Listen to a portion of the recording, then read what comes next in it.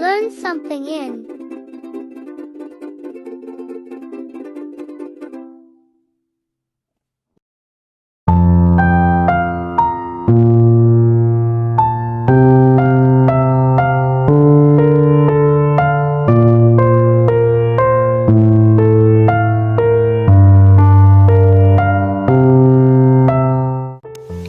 As a young child, I've always been fascinated with how the people who came before me lived their lives.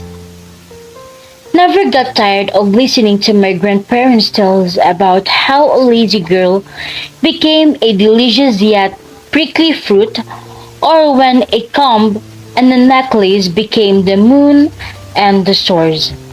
Of course, back then, I did not know that there were just false stories told to teach children lessons. But they did tell real stories about the past, except they never imported the lives of their ancestors.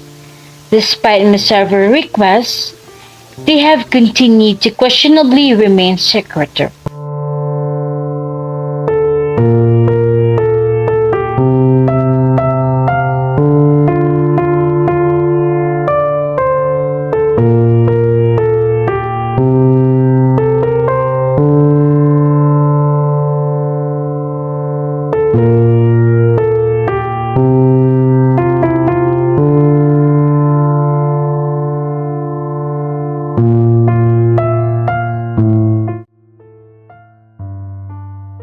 June 14, 1883. Tomorrow is the day my brother is forced to go away from our home for Polo y Servicio.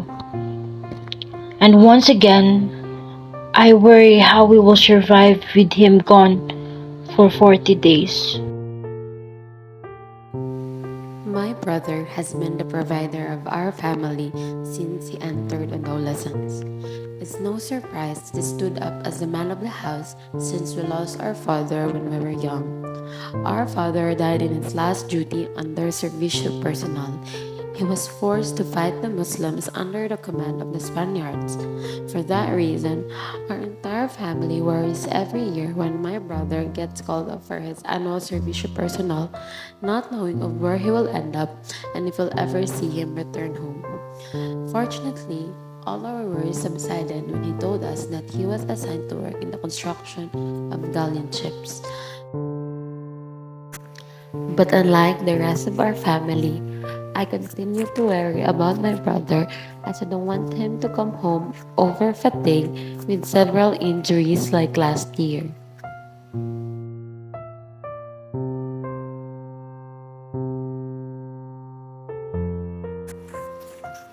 Unbeknown to me, my brother was experiencing pain he had chosen to hide from us, which would be the reason of his saddening eternal departure from our family.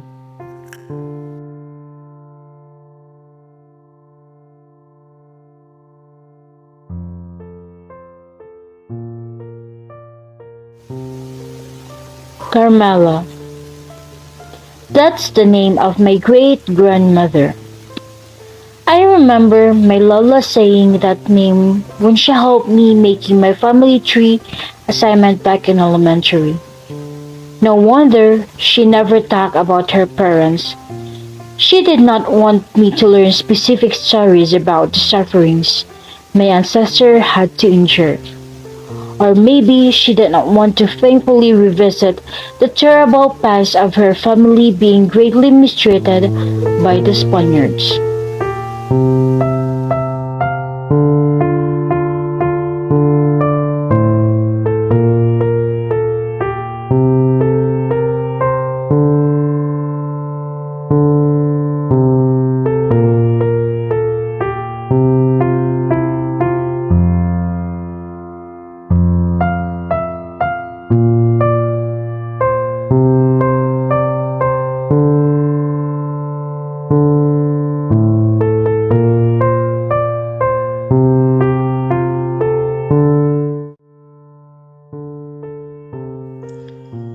Dear my loving family, I'm writing this letter to express my thoughts out of fear of what may become of me while I'm away from our family for 40 days. I've worked so hard all year out on the fields, raising crops to earn enough money to feed our family, and hopefully pay the faya so that I will no longer be forced into labor and be temporarily separated from all of you. But because of the high taxes demanded by the encomenderos, the little amount of profit I had left all went to supplying our family's needs. But it's not enough. I've worked hard for so many years and yet nothing has changed.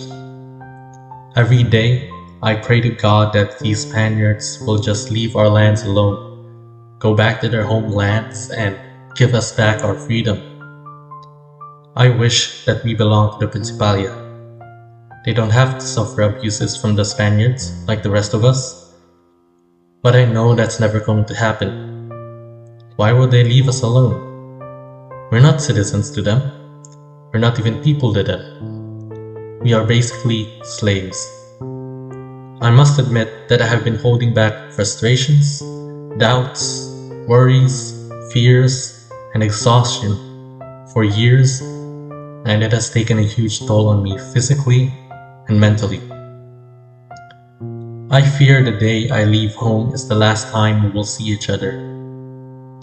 I don't want to leave my family behind forever, but I don't think I can take more of this life. In case I don't make it back home, I want you to know that I love all of you, and I wish there was something I could have done to make our lives better.